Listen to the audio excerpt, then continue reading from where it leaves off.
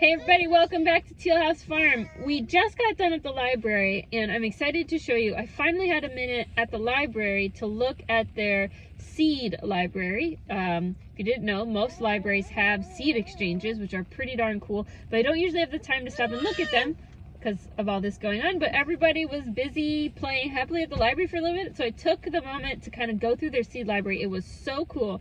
I want to show you what I found and what we're going to add to our garden, because they had some really unusual options there that I wouldn't normally plant, or things, you know, you could buy, but they're a little bit more expensive. And so, you know, being able to but take from the larger packets, you know, everybody takes a couple seeds and there's plenty to go around, is pretty neat. So let me show you everything I got. They kept the seeds sorted in these binders in nice little pockets, so it was really easy to look through.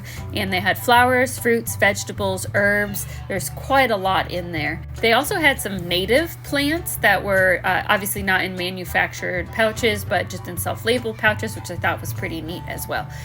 The idea is that you take one of these tiny little baggies and you write the name on there so you can remember what on earth these all are, and then you can put some of the seeds in there and you're going to leave what's left in the packet for the next person. The nice thing about our libraries, they have a kid play area, so I was able to look through the seeds while the kids all rolled around in the play area. The kids even picked some games to bring home. Our library has game checkout as well. All right, we are back. We're going to excuse any background noise. It's almost impossible to get a completely quiet film set here unless I do it really late at night, and I hate filming at night because I'm so tired. It's hard to think straight. So we're going to do it right now, and hopefully a little with some Cheerios for a few minutes. So we got our packets. The library gave me these little manila envelopes, and what I did is I wrote the name on them, and then I also wrote the I don't like the word producer, the shipper, the collector, whatever you want to call it, so that it would be easy for me to look up instructions about planting times later. So there's a couple different ones. There are some that are from M.I. Gardner. I have a whole bunch that are from Baker Creek, and there's some that are from Perry or Ferry-Morse, which is like an American seed company that does more what I would call like typical type seeds, like your real like basic tomatoes and carrots and stuff. So I am excited because after I got home, I looked up some of these online, and some of these are pretty expensive to buy packets. I'm talking about the low number packets, meaning you get like 20 to 30 seeds, being $8 and $9. That's a lot for a lot of people. Like to be able to grow distinctive things in your garden, and they're going to cost you $9 a package. That adds up really quickly. So anyway, no more of me yapping. Let me show you what I got. I think we'll start off with the most basic and go to the odder things as we go on. So the first one is really basic, and I only grabbed this because it was there and I knew I was going to go to the store and get some for my garden. I was planning just to go to the dollar store and get some, but they had it there, so I grabbed a few seeds. And this is thyme, just the herb, and I use thyme a lot. It's one of my favorite herbs for cooking, especially with chicken. And I just want to grow this in a pot, so I'm not growing a whole bunch. I actually, I'm a little cautious about herbs. I don't have a ton of experience growing them in the garden, and the little experience I do have were from herbs that happen to be mass producers and attempted to overtake my garden. So I'm learning more about them now, getting more practical experience in pots before I kind of decide who I feel is a too aggressive variety and who's not quite as aggressive as we design more garden beds. So I got some thyme. The plan is just to grow it, dehydrate it, and add it to my spice cabinet. Next, I got two varieties of tomatoes. We already have some cherry tomato seeds we're going to start, but I found, first off, one that's called the Mortgage Lifter. As you can guess, it's going to be a very large slicing tomato. Now, I know what the packet claims it grows. I have found in general that, at least in our soil, things never get quite as large as the packet claims. Now, we have done a lot of work on our soil the last 3 years, if you've been following around, moving over to a no-till bed, which has greatly improved our soil quality. So I'm really interested to see how well these go. But the Mortgage Lifter is from Baker Creek. It is a heirloom seed, and it's supposed to grow a very, very large tomato, which will be great for hamburgers and sandwiches and things. So excited to see how big these actually get. But if they don't get huge, it's not necessarily a comment on Baker Creek's claims. It's probably more of a comment on soil that we are always forever and a day going to be working on. The next tomato I got, the second one, is called the Dark Galaxy tomato. This is also from Baker Creek. Again, it's a heritage seed, and it's a deep purple, almost black looking tomato, which I thought the kids would think was really cool. And my initial thought is this will make a really pretty addition to like salsa. And then after I brought it home, I got wondering if it's going to be like black beans, where it's actually, instead of having cute purple specks in my salsa, I'm going to have a muddy looking salsa because the color will bleed. So now I'm curious about that, if anybody has any experience. We may not make a lot of salsa until we know exactly what it's going to do to a color, because you eat first with your eyes, right? But either way, I thought the kids would think it was really cool to have a purpley tomato, and plus I like a garden that's pretty to look at when you get to look out and see a lot of variety in color. So we'll add that as well.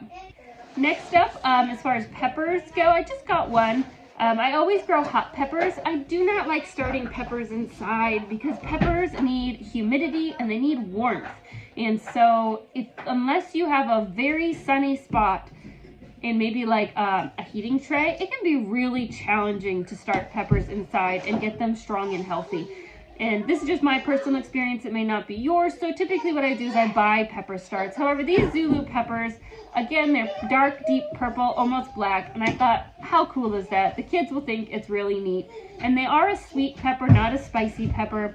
And so I decided I'll give them a shot. Maybe we'll struggle with starting these. But again, these were free. I only got a handful of them, and if it doesn't work out, it doesn't work out. And if it works out great, then next year maybe we'll buy our own pack and an extra one to donate back, because I thought this is a really unique and lovely looking pepper. Our seed library at the library had a lot of like super spicy, devil hot, Carolina Reaper, ghost pepper type peppers, and I got 0 of those because I do not like super spicy things, but they did have some really cool looking peppers.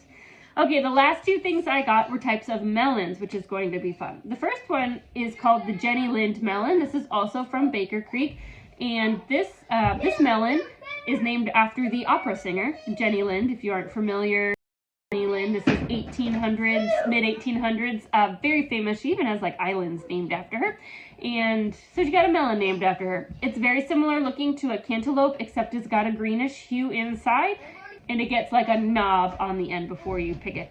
So it's a more unique looking cantaloupe. My kids love cantaloupe, and I already plan on growing traditional cantaloupe, but I thought it would be fun to throw this in and just see what happens, and add it to the pack, since the kids love cantaloupe so much, and it's supposed to taste very, very similar, even though it looks a little bit different. The last thing I picked up was the canary yellow melon, and this is from M.I. Gardner. And this one, I have absolutely no idea anything about. I picked it because I thought the picture of the fruit looked kind of cool. It's a yellow melon. It has kind of a waxy outer shell. It looked kind of similar on the outside to maybe a small honeydew, but they're supposed to be a little bit smaller and then this bright, bright yellow. And I thought, why not try? So I Googled it when we got home, and it says it's got a very sweet but very tangy taste. So this should be interesting. I have a feeling that that means that the kids might not like it on first try, but I will probably like it if it's got a big tang to it. But this is the last one. I thought I would throw in a couple of these in the garden just to see how they do for fun. And if we really like it, again, next year maybe we'll buy a larger pack and donate our leftovers to the seed library. The seed library had a lot of flowers as well, and I was really tempted to get some, but I feel like the garden has already gotten quite large, and we already did get some flowers. I'm not a big flower grower, not because I have anything against flowers, but because I have to choose what I want to focus my time on, and feeding people is right now the most important thing to focus my attention on, not necessarily things that are lovely to look at. One of the other things, if you do use a free seed library, to keep in mind is, especially if it's at your local library, your librarians have a lot of things to need to pay attention to, and looking at the dates on the back of the seed packets probably aren't on the top of that list. So there were a couple packets in there that were pretty old, and so when I was going through, I did make sure to look at the season grow date, is what they print on the back, like recommended for this season. If it's a year or two old, you still will probably be fine, because it's kept, those seeds are kept inside, they're kept in their dark package, they really should be fine. But if you find seed packets that are more like 5 years old, you might be really looking at some significant decrease in germination rates. So you just want to kind of keep and make sure the packet you're picking from isn't super old. And if there is one there that's super old, that is obviously something that you can point out to your librarian or whoever the curator is of the seed exchange, because it is probably something that has kind of escaped their attention because they have a lot of other things to pay attention to. So as always, thanks so much for watching. I hope your garden plans are coming along well. We are ready now. We are just waiting to get a little closer to spring before we can get started. Anyway, we will see you all again next time.